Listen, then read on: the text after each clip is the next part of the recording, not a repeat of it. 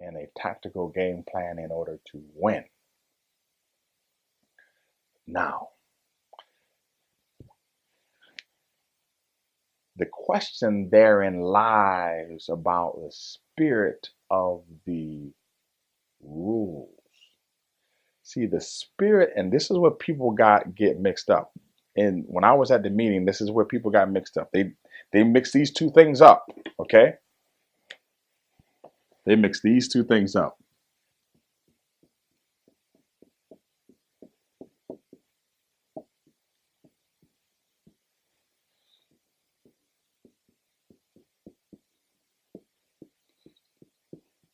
They mixed up the spirit of the rules and the spirit of judo.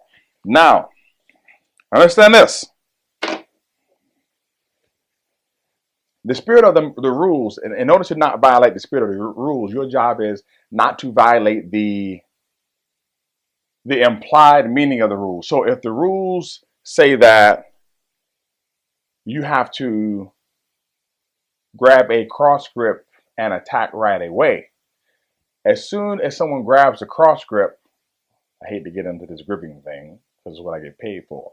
But as soon as somebody grabs a cross grip, the first thing that I would do if I'm a competitor is stick my butt out. Because you cross grip, as soon as you cross, I stick my butt out, you have to attack right away. Every time that somebody grabs the gi right away, first response is going to be stick butt back. Even Neil Adams hinted towards it. We have to teach defense a little bit differently.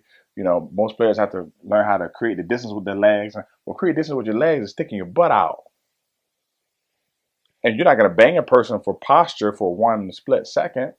And the person who has a cross grip has to let go. Either he has to let go or drag for a second to move to his sleeve or do something. But if he doesn't attack right away, you're supposed to bang him with Shido.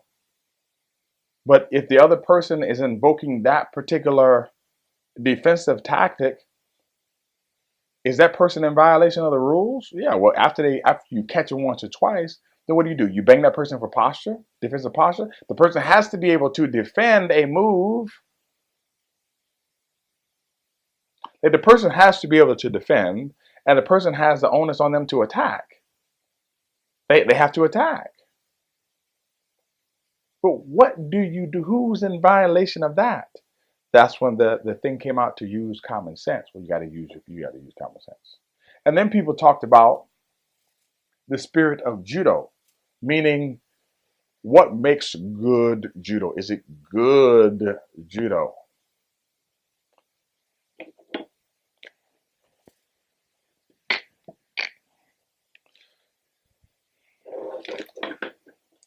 When you're talking about sport judo, okay? Sport judo.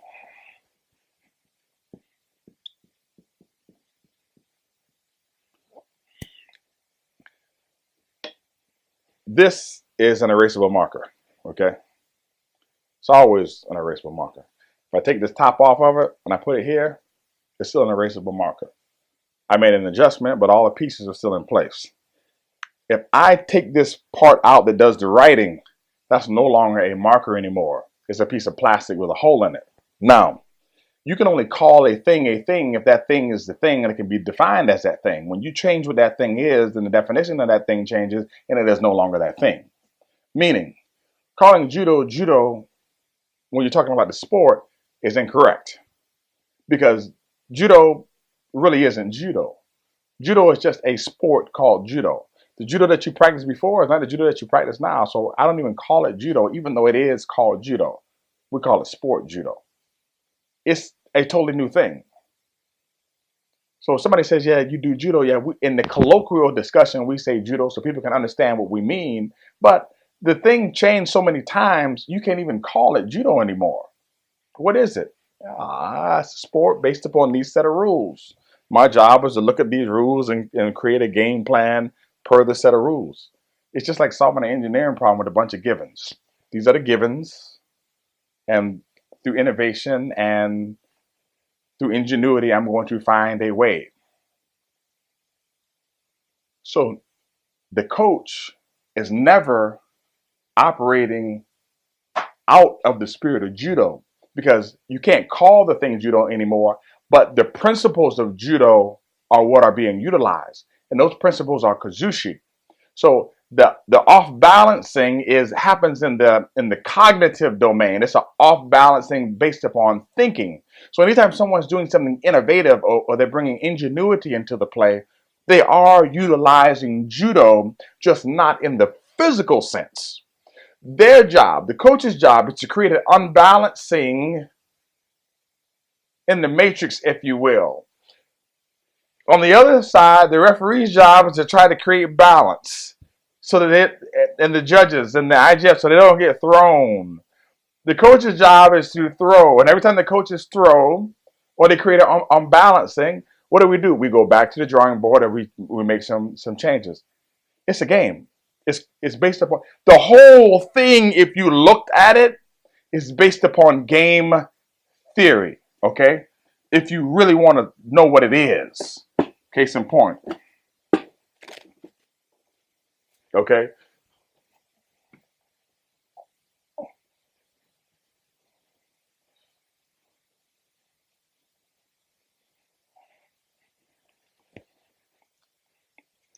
Let's just use leg grabs.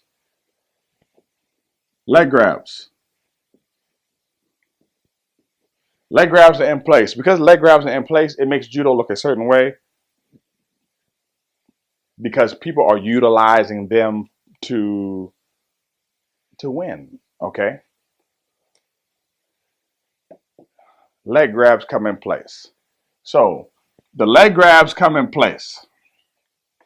People don't like the falling on the ground, the fake kataguruma, all these things. So what do? We remove the leg grabs. So the stimulus is what?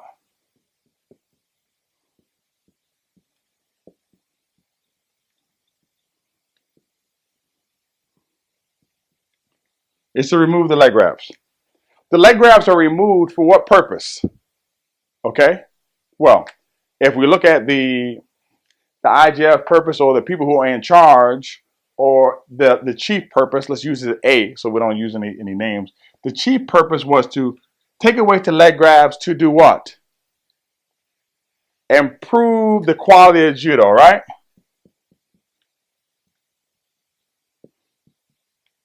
You want to improve the quality of what we call good judo. Now, when those leg grabs got removed, what happened? What actually took place?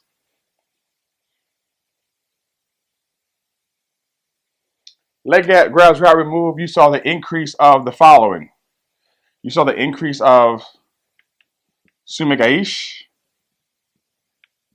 You saw the increase of drop cell nagi. You saw the increase of the tomor to juji, because your kataguruma was your bailout technique. If you didn't have anything, no bailout technique, so the people started going to sumi. Now, one of the things that they addressed in the meeting was the bad sumi and the bad tomor nagis. The other one they addressed was the tomor to juji combination.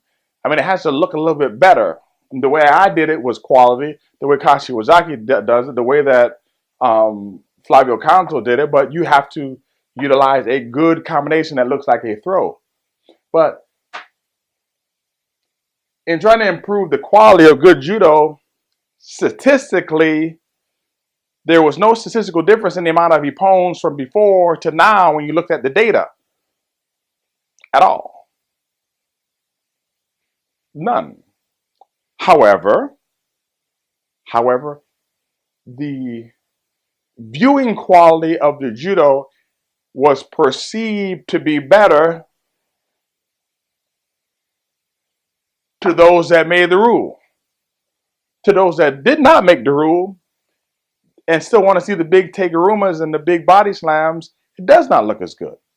But neither here nor there. The question was the quality improved? Somewhat. It did not invoke the type of response that they were looking for. So what happens? You go back to the drawing board and you create a new set of rules until you get what you're looking for. So now what do we have? We have the removal of